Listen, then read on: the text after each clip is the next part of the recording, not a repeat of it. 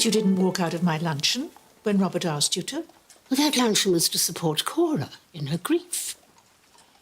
Did not seem appropriate to let the whole thing end in chaos and a quarrel. So you don't think I should have given Ethel a second chance? I do not criticise your motives, but did you really consider? Ethel is notorious in the village. I don't think so. I know so. You've surrounded this house with a miasma of scandal and touched all of us by association. I think one must fight for one's beliefs. And is poor Ethel to be the cudgel by which you fight your foes? Ah, Ethel. I was just telling Lady Grantham how your cooking has come on. I'm studying, my lady. These days a working woman must have a skill. But you seem to have so many.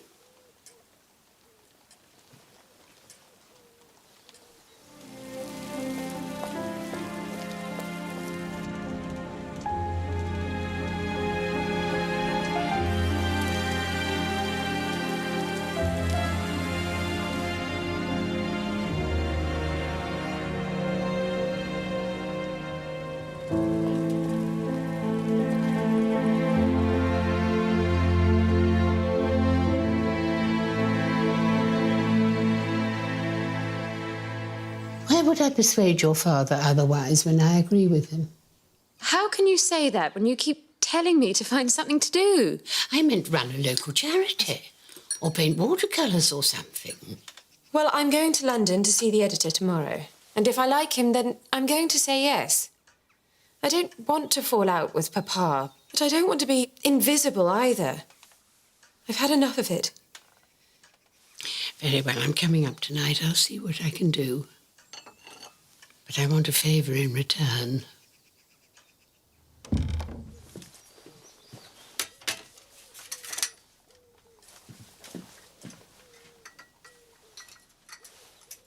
Ethel? What's the matter? I had rather a nasty encounter in the village, that's all. What sort of encounter? Mrs. Bakewell refused to serve me. In the end, her husband did, but it wasn't very nice. We shall take our business elsewhere. There's no need for that, ma'am. I'm used to it. You shouldn't have to be.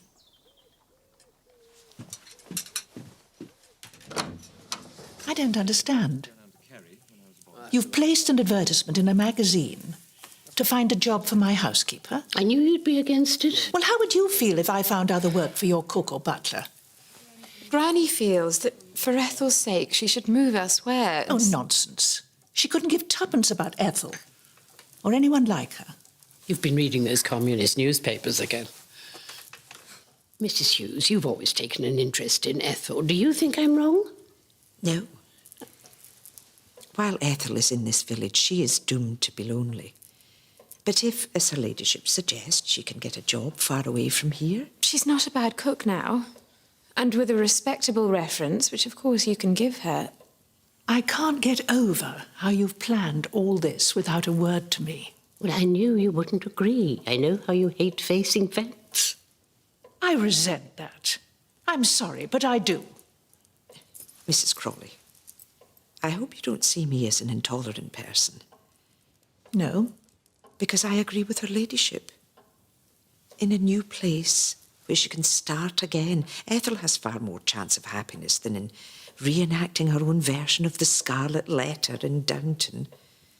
What is the Scarlet Letter? A novel by Nathaniel Hawthorne. Well, it sounds most unsuitable. I'll talk to Ethel.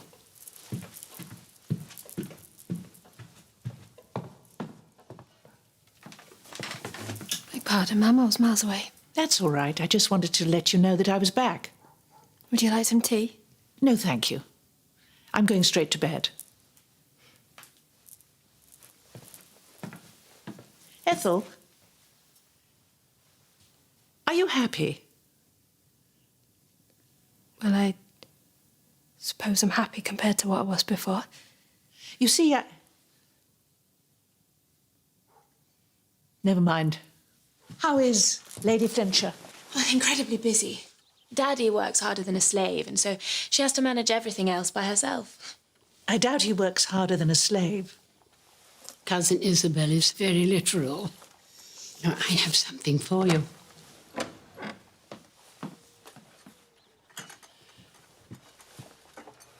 Shall I pour, ma'am? No, thank you, I'll do it. These are the first answers to the advertisement. Cousin Violet is trying to find a new job for my cook. That sounds rather inconvenient. Cousin Violet has never let a matter of convenience stand in the way of a principle. Has the kettle said to the pot?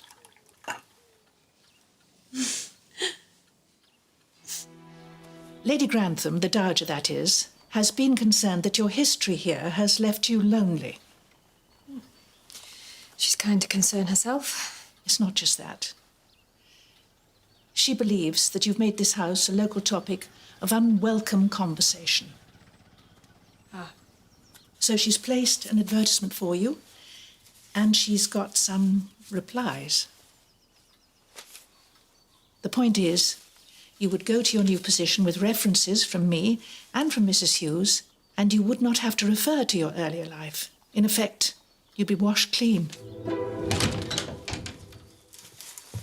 I've been through those replies to Her Ladyship's advertisement, and I don't think there's one where I should be happier than here. That's very flattering. There was a nice letter from a Mrs. Watson, but it was near Cheadle.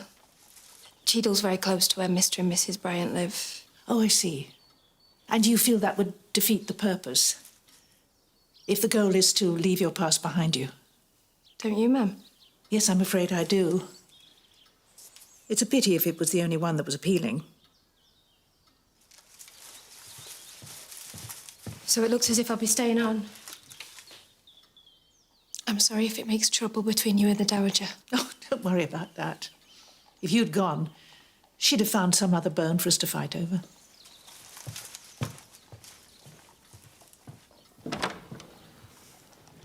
Tell me, has there been any progress with Ethel? No.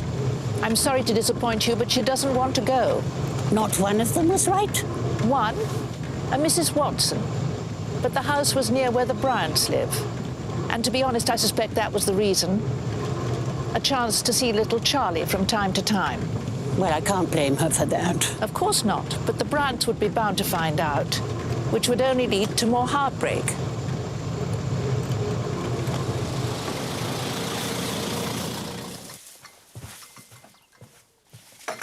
Will that be all, ma'am? There is one thing. There was a letter delivered by hand this afternoon. It's from the Dowager.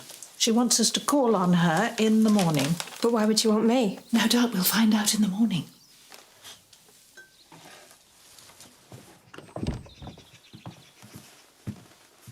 Oh, you didn't expect to find me here? No.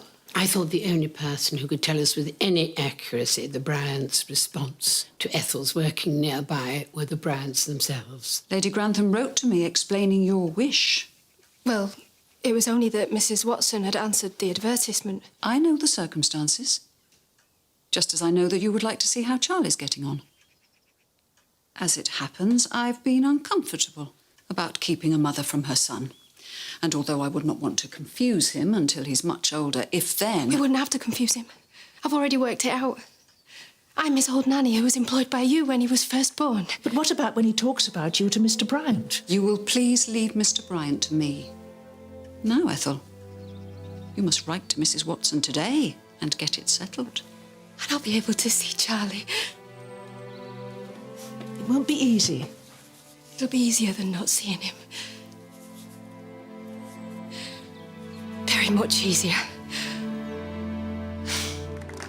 I'm glad everything's settled with Ethel, but I trust you can find another cook without too much difficulty. Preferably one with a blameless record, so my house ceases to be a topic of gossip, which is really what this is all about. If Ethel wants to be part of her son's life, even a little part, who are we to stand in her way? Of course, if you had had to sell Charlie to the butcher to be chopped up as stew to achieve the same ends, you would have done so. Well, happily, it was not needed.